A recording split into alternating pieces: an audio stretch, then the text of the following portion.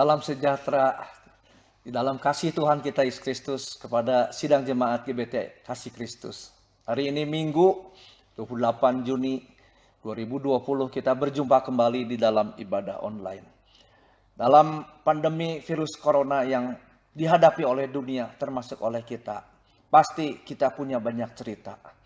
Tapi ceritanya cerita tentang apa? Hal yang baik atau hal yang buruk? Hal yang terindah kalau hidup kita dapat menjadi sebuah cerita tentang kemuliaan Tuhan. Mari saya ajak jemaat sama-sama kita berdoa untuk kita sebentar mempersiapkan hati kita, membuka hati kita menerima firman Tuhan. Kami datang lagi kepadamu pada hari ini menghadap Tuhan. Kami membuka hati kami untuk mendengar firman-Mu. Banyak hal yang kami alami dan itu adalah sebuah cerita dalam hidup kami. Kiranya cerita dalam hidup kami adalah kisah tentang Tuhan, tentang kemuliaan Tuhan dalam hidup kami. Tuhan, tolong kami mau mendengar firman-Mu, tolong hamba-Mu mau memberitakan firman-Mu. Kami kembalikan segala puji, hormat, dan kemuliaan, dan kami serahkan pemberitaan firman-Mu kepadamu di dalam nama Tuhan Yesus Kristus. Haleluya, amin. Puji Tuhan, pasti kita punya banyak cerita, banyak pengalaman, khususnya dari adanya virus pandemi corona ini. Maka kita bisa melihat bagaimana apa yang kita alami di dalam kehidupan ini. Apakah kita bisa memperlihatkan, menceritakan bagaimana Tuhan campur tangan dalam hidup kita. Atau sebaliknya, ada banyak keburukan-keburukan dalam hidup kita. Hari ini kita akan lihat satu tema di dalam pemberitaan firman Tuhan. Temanya adalah cerita Tuhan dalam hidup kita. Puji Tuhan. Kita akan membuka dalam kitab Mazmur 96 ayat 3. Ayat ini berbunyi sebagai berikut. Ceritakanlah kemuliaannya di antara bangsa-bangsa. Dan perbuatan-perbuatannya yang ajaib di antara segala suku bangsa. Amin. Ceritakanlah kemuliaannya di antara bangsa-bangsa. Dan perbuatan-perbuatannya yang ajaib di antara segala suku bangsa. Puji Tuhan. Dalam pengalaman hidup kita, kalau kita ingat, itu sebuah cerita. Penyanyi rock Ahmad Albar menyanyi dengan judul Panggung Sandiwara. Dunia ini panggung sandiwara. Ya, ceritanya mudah berubah. Kehidupan kita seperti kita sedang membuat cerita. Haleluya. Cuma seperti apa ceritanya? Dalam kitab Mazmur 96 ayat 3. Supaya hidup kita menjadi cerita Tuhan dalam hidup kita. Haleluya. Supaya kehidupan kita sekalian dapat menceritakan Tuhan. Ya, karyanya, kemuliaannya, pertolongannya, tujuan dan rencana-rencananya, penyertaannya, berkat-berkatnya, dan segala hal tentang Tuhan dalam kehidupan kita. Sekali lagi, Mazmur 96 ayat 3. Ceritakanlah kemuliaannya di antara bangsa-bangsa dan perbuatan-perbuatannya yang ajaib di antara segala suku bangsa. Puji Tuhan. Jadi, kita punya cerita berdasarkan apa yang kita lakukan. Berdasarkan pengalaman-pengalaman kita. Mari kita mau hidup berjalan bersama dengan Tuhan. Supaya cerita dalam kehidupan kita adalah cerita tentang Tuhan. Tentang kasih-Nya, tentang penyertaannya, tentang berkat-Nya, tentang pertolongannya, tentang kuasa-Nya, tentang penghiburannya, tentang hal apapun yang Tuhan lakukan dalam kehidupan kita.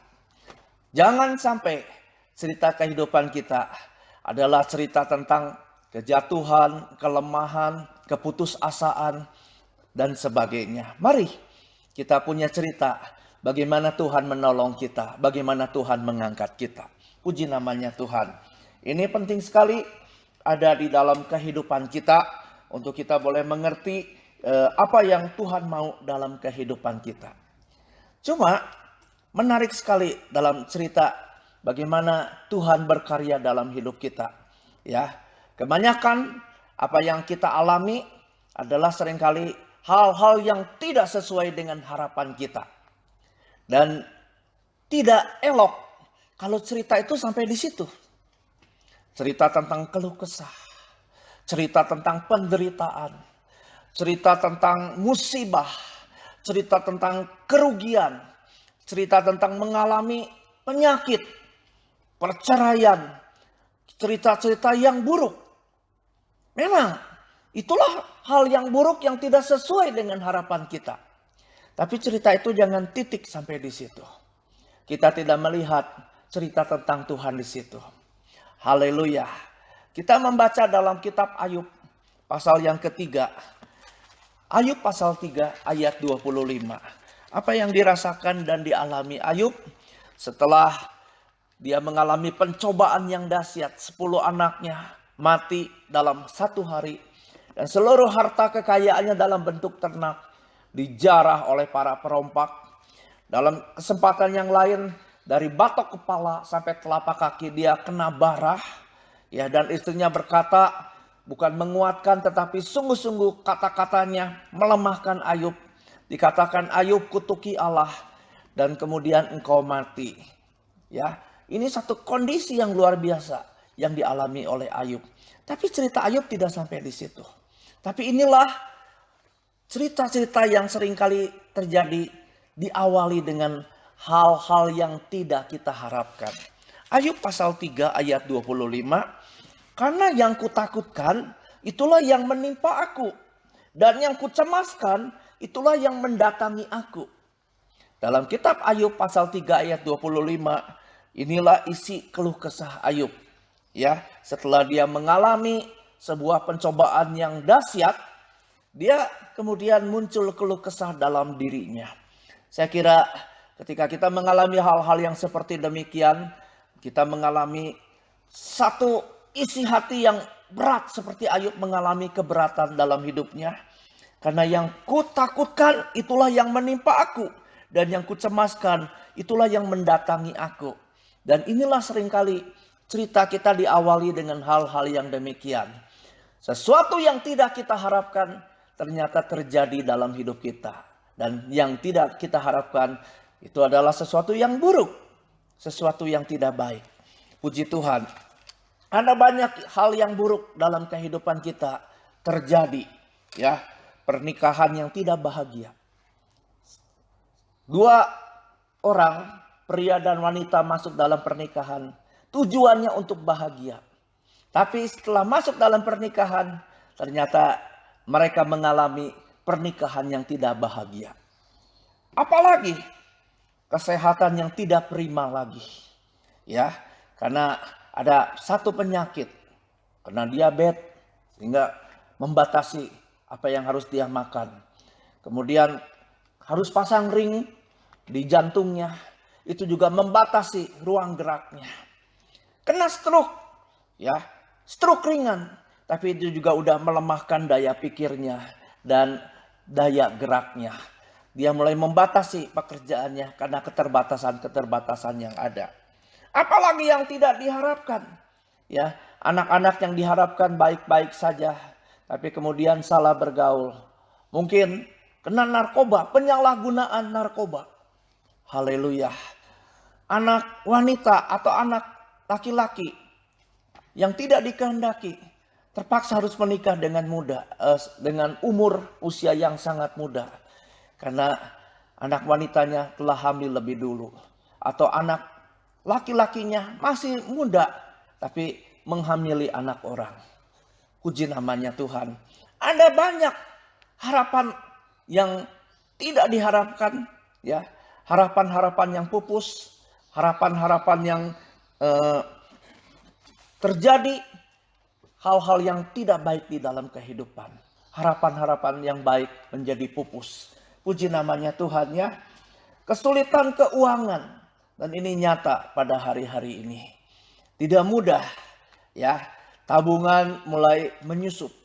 Apalagi orang yang terbatas dapat penghasilan harian.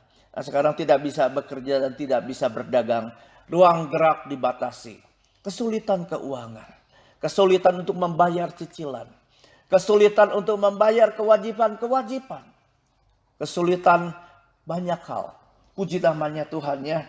Hubungan yang rusak, persahabatan yang rusak, pernikahan yang rusak, antar saudara yang bermusuhan, antara anak orang tua yang bermusuhan, antara jemaat, ya, antara hamba Tuhan, tetangga, ya kita bermusuhan, kita bersengketa dengan mereka. Itu sesuatu yang tidak kita harapkan. Haleluya. Dan banyak juga terjadi ditinggalkan orang-orang yang dikasihi. Istri ditinggalkan suami. Ya, pernikahan masih baru beberapa tahun, anak masih kecil. Tapi istri harus sudah ditinggalkan suaminya. Demikian juga sebaliknya. Ya, ditinggalkan orang-orang yang dikasihi karena musibah, karena penyakit. Itu sangat menyesakkan kehidupan, memberatkan kehidupan. Tapi kalau kita mau melihat hidup kita menjadi cerita Tuhan dalam hidup kita, maka kisah-kisah yang diawali dengan harapan-harapan yang tidak diharapkan, harapan-harapan yang kandas, itu jangan menjadi satu titik. Jangan kemudian berhenti di situ. Tapi kita harus move on dan bangkit. Cerita tentang harapan-harapan yang kandas itu harus berupa koma. Jangan titik, koma. Ya. Dan kemudian di situ kita harus kembali kepada Tuhan, meminta pertolongan Tuhan. Ini adalah hal yang sangat penting di dalam kehidupan ini. Pertanyaannya adalah, kenapa kita kelihatannya dalam kehidupan ini melihat ya ada orang yang kelihatan berbahagia, ya, kelihatan mereka itu menjadi idola, suami istri idaman, ayah idaman, idola. Ya, orang lain melihat dari jauh, wah luar biasa keluarga ini. Kita harus menyadari dalam kehidupan ini, kita adalah manusia yang tidak sempurna. Tuhan hebat dalam hidup kita. Maka di dalam kegagalan-kegagalan dalam hidup kita, bisa saja orang menyembunyikan kegagalan, keberadaannya, kegagalan-kegagalan dalam hidupnya. Tampil baik di hadapan orang lain. Tapi sebenarnya di dalamnya rapuh dan keropos. Kenapa bisa seperti demikian? Ya. Nah, itu terjadi karena memang kita tidak sempurna. Haleluya. Tidak semua orang bisa terbuka dan menceritakan kisahnya. Bagaimana dia sedang mengalami, bagaimana dia sedang bergumul dengan dosa, bagaimana dia bergumul dengan kesalahan-kesalahan, bergumul dengan kelemahan-kelemahan. Kadang-kadang orang tampil seperti prima, ya, tampil baik. Haleluya. Memang kita tidak perlu kepada semua orang menunjukkan kelemahan kita. Haleluya. Tetapi kita harus juga terbuka kepada orang-orang yang bisa dipercaya. Supaya kita tidak stagnan di dalam kelemahan. Ketika pengharapan-pengharapan itu kemudian yang tidak dikehendaki terjadi dalam kehidupan kita. Puji namanya Tuhan. Orang-orang yang bisa mendoakan kita. Orang-orang yang bisa memberi nasihat kepada kita. Orang-orang yang bisa berbagi pengalaman kepada kita. Orang-orang yang bisa memberi dorongan semangat kepada kita.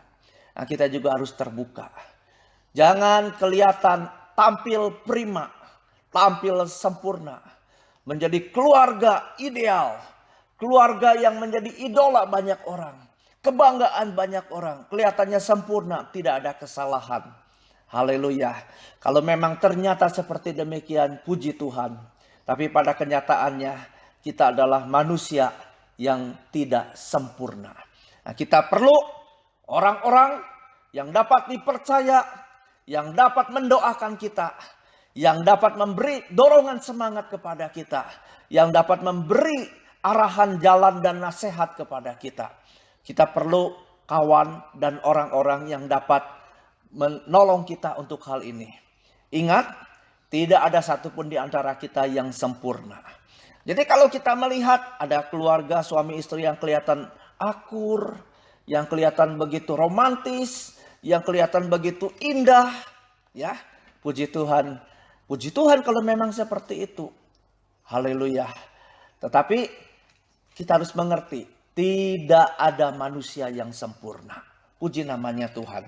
Jadi harapan-harapan yang kandas itu jangan titik sampai di situ.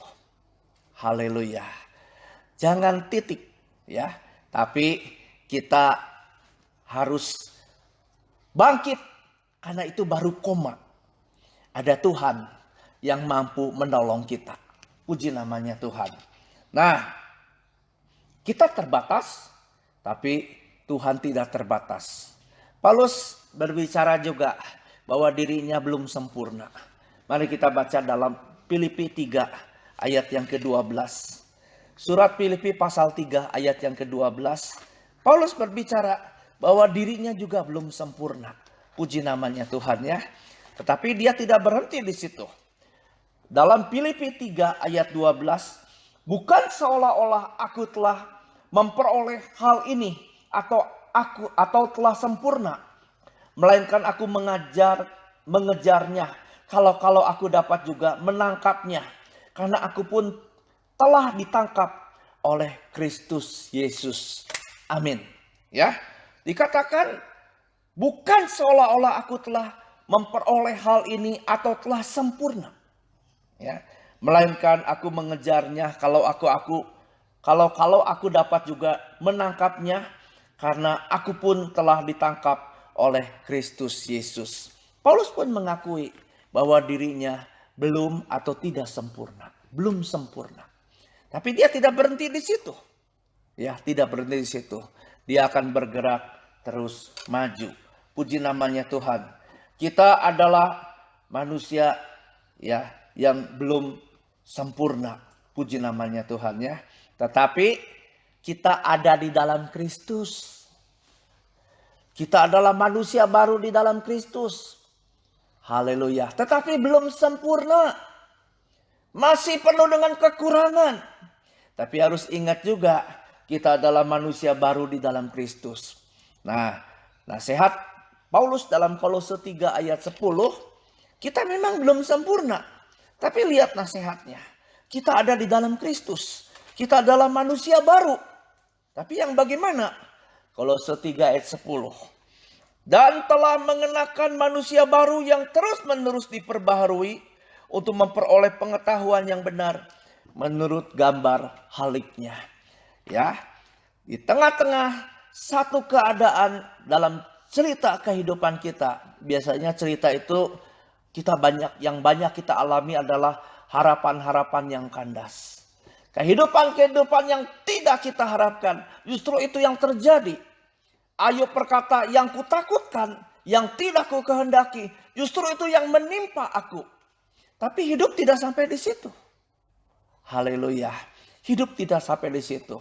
Sebaliknya, kita tidak boleh berpura-pura seolah-olah kita kuat untuk menunjukkan ya bahwa kita ini memang kuat dan orang lain melihat hidup kita bahagia dan sebagainya.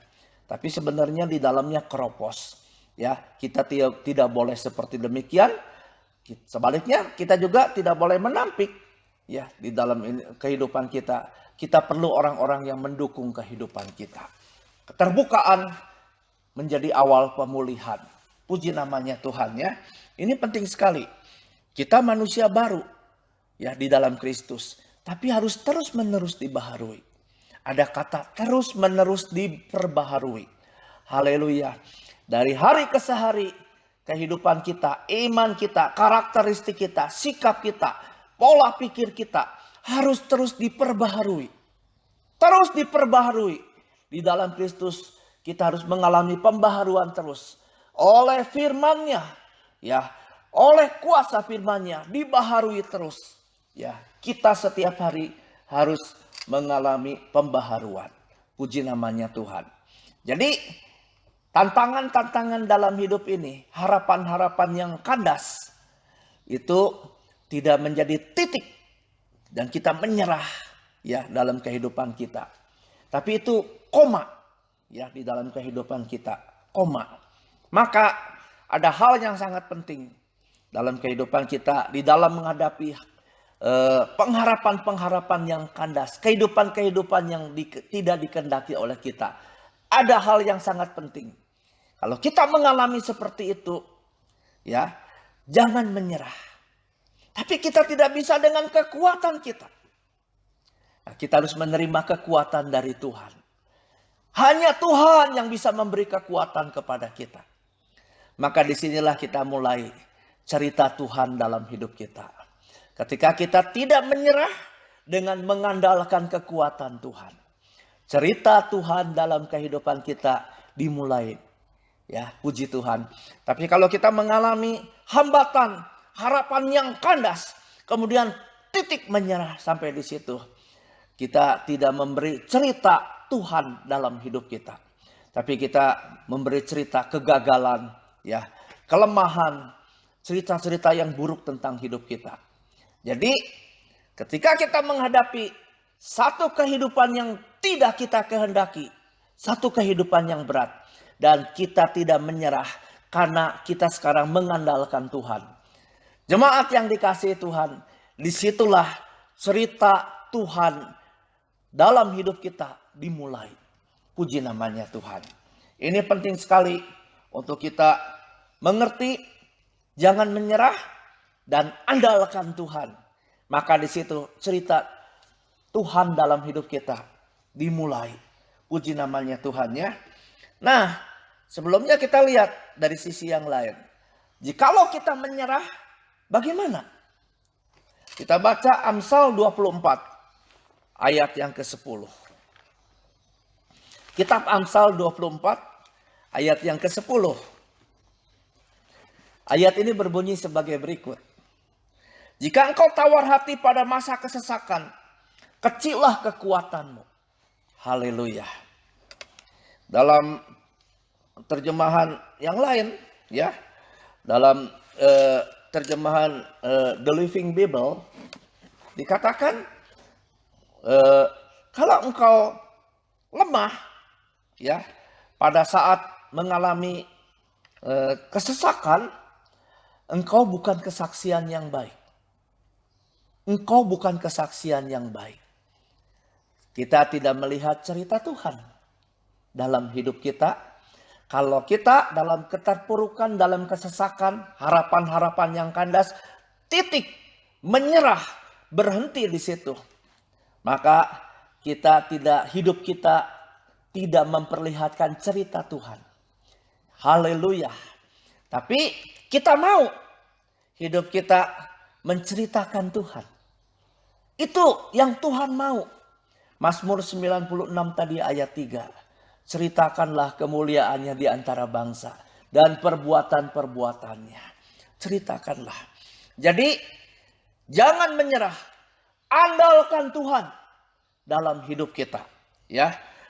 Jika engkau tawar hati atau menyerah pada masa kesesakan, kecillah kekuatanmu. Haleluya. Dalam Alkitab The Living Bible, bukan kecillah kekuatanmu, tapi dijelaskan engkau memiliki kesaksian yang buruk. Haleluya. Orang lain atau hidup kita tidak memiliki cerita Tuhan. Marilah mengalami hal yang membuat kita sesak, hal yang buruk. Mari jangan menyerah. Andalkan Tuhan. Di situ cerita tentang Tuhan terjadi dalam hidup kita. Kita menjadi kesaksian yang luar biasa. Orang melihat Tuhan, melihat kuasa Tuhan, melihat kehebatan Tuhan, kemuliaan Tuhan, kehadiran Tuhan, pertolongan Tuhan ada dalam hidup kita. Puji namanya Tuhan. Ini penting sekali ya dalam hidup kita untuk mengalami hal yang seperti demikian. Mari kita renungkan jemaat yang mendengarkan firman Tuhan. Apakah Bapak, Ibu, Saudara sekalian mau hidupmu menceritakan Tuhan?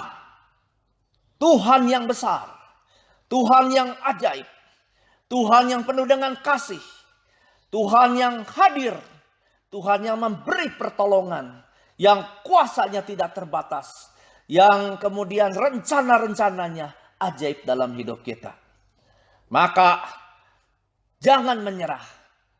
Andalkan Tuhan. Ikut sertakan Tuhan. Ya, biarlah Tuhan dinyatakan dalam hidup kita. Dengan demikian, cerita Tuhan ada dalam hidup kita. Menyerah itu tidak dikehendaki Tuhan. Haleluya. Orang yang menyerah itu sama dengan orang yang tidak percaya kepada Tuhan. Haleluya. Tidak punya iman. Orang yang menyerah itu. Tapi karena kita orang percaya, kita harus tidak menyerah. Dan kemudian hadapi persoalan kita. Hal-hal yang tidak baik, kesesakan, harapan-harapan yang kandas. Bersama dengan Tuhan, andalkan Tuhan.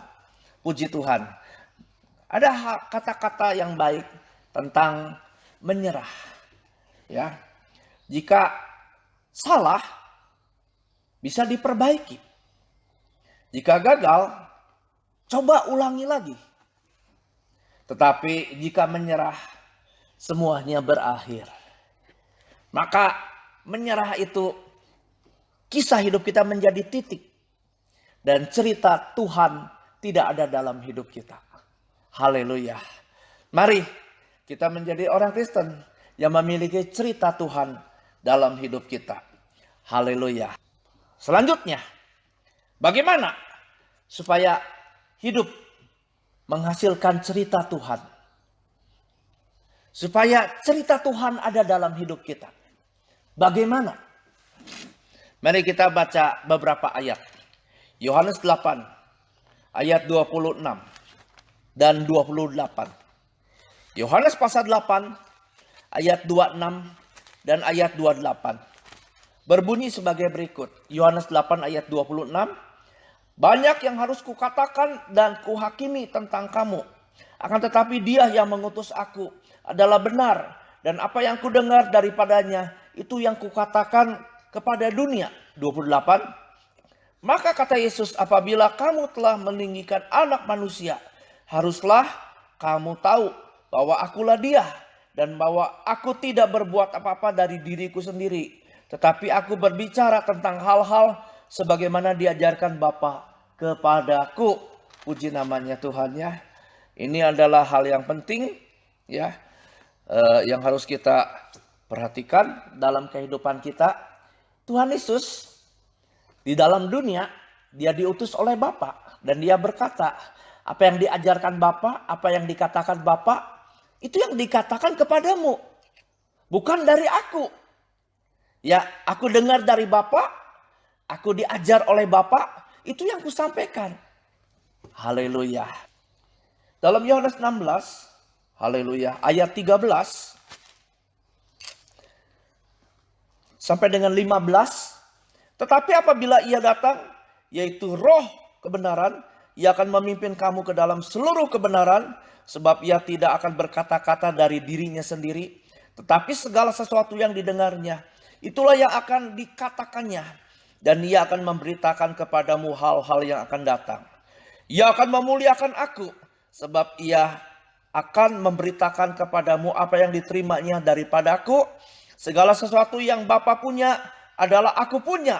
Sebab itu aku berkata, ia akan memberitakan kepadamu apa yang diterimanya daripadaku. Tuhan Yesus ini bicara malam sebelum dia disalibkan ya. Dia bicara kepada para muridnya tentang Roh Kudus yang akan dikirimnya. Dan Tuhan Yesus berkata, kalau ia datang yaitu Roh kebenaran, dia tidak akan berbicara dari dirinya sendiri ya. Tapi dia akan berbicara dari apa yang disampaikan oleh Tuhan Yesus sendiri. Dan Roh Kudus akan memuliakan Tuhan Yesus. Jadi kita melihat menarik di sini.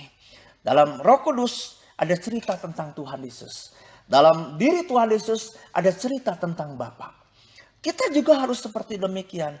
Kalau cerita Tuhan mau ada dalam hidup kita, maka kita harus seperti Tuhan Yesus kepada Bapaknya. Ya, seperti Roh Kudus yang diutus Tuhan Yesus. Seperti Roh Kudus, di situ dia menceritakan atau membawa kemuliaan tentang Tuhan Yesus.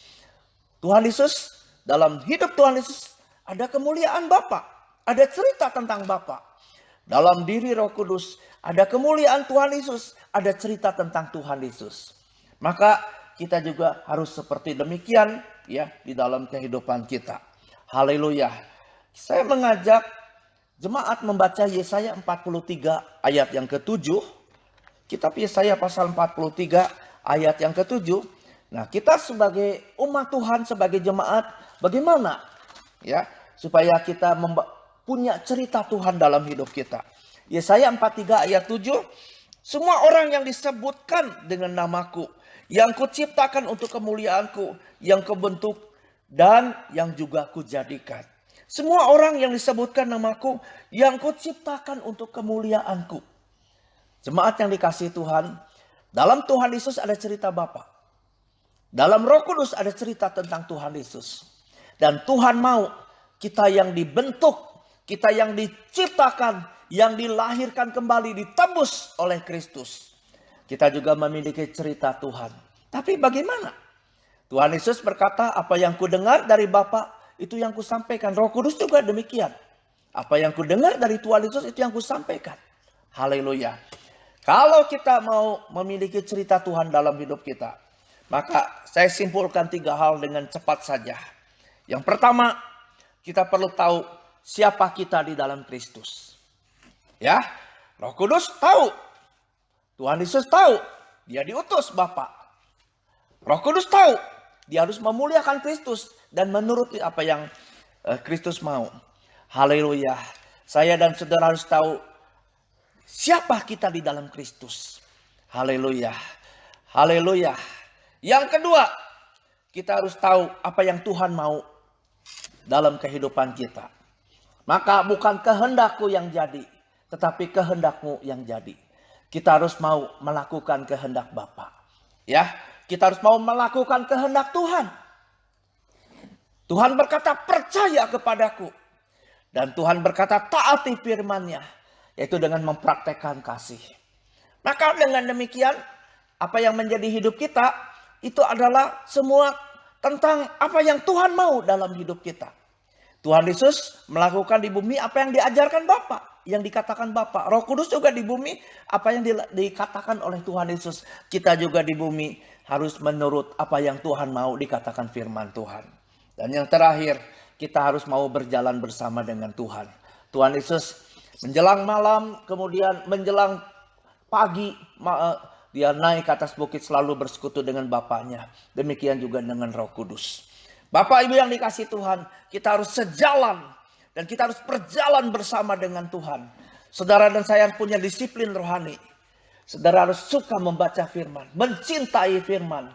Saudara hati kita harus taat pada firman. Suara hati kita harus tunduk kepada suara firman itu, yaitu suara Roh Kudus. Roh Kudus memimpin kehidupan kita semua. Puji namanya Tuhan.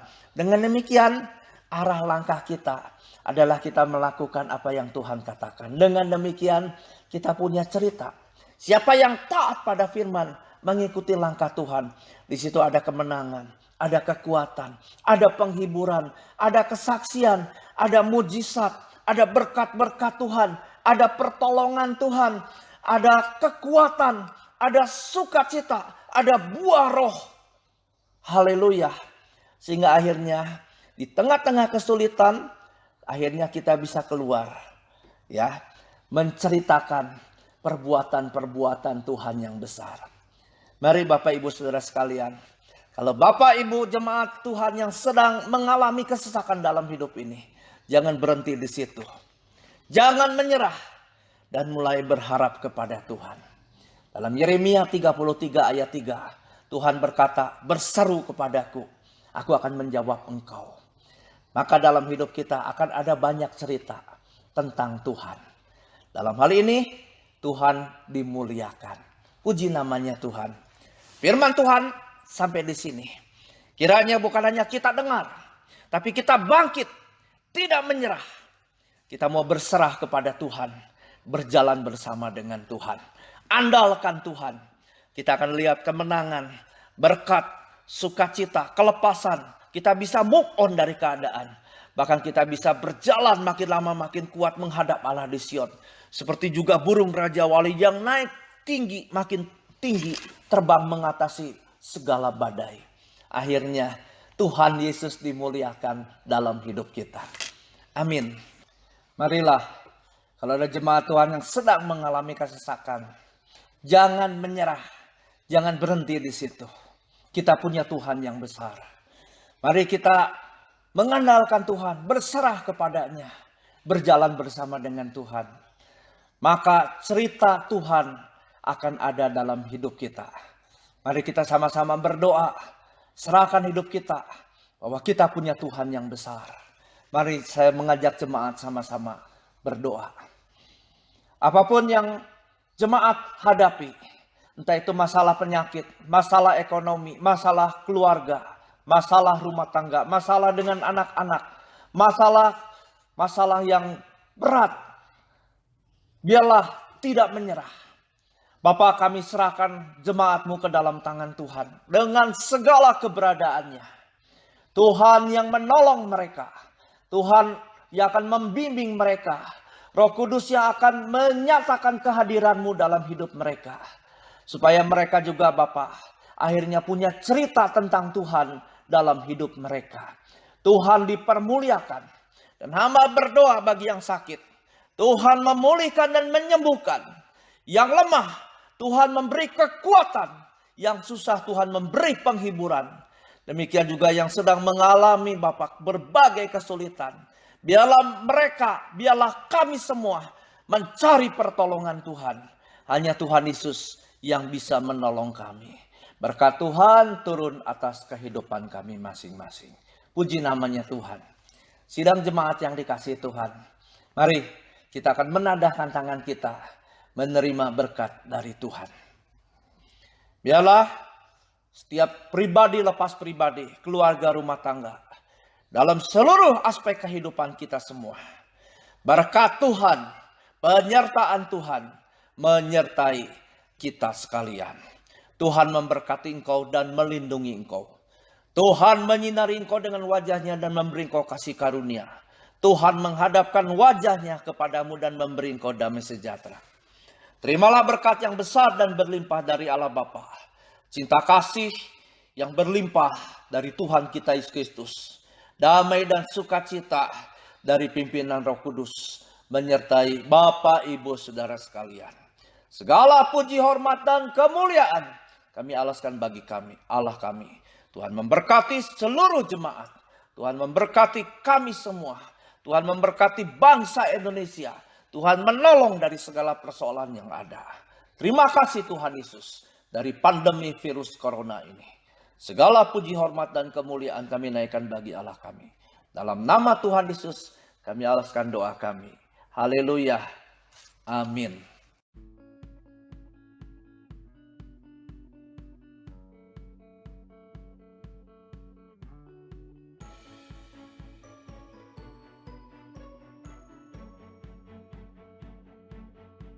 Shalom, saya Inge Juliana akan memberikan beberapa pengumuman. Bagi jemaat GBT Kasih Kristus yang memerlukan dukungan doa, silakan menghubungi Bapak Ibu Gembala Pendeta Stefanus Heriadi di 0225201 807 dan Pendeta Luki Heriadi di 0838 207 39501. Bagi jemaat yang ingin memberikan persembahan persepuluhan, silakan mengirimkan ke Bank BCA dengan nomor rekening 008 05 12 686 atas nama Pendeta Stefanus Heriadi. Bagi jemaat juga yang ingin memberikan persembahan bidang sosial dan perlengkapan, silakan mengirimkan ke Bank BCA dengan nomor rekening 346 0016 931 atas nama Weni Setiasi dengan memberikan keterangan persembahan apa yang diberikan. Untuk saat ini kegiatan beribadah masih dilakukan secara online.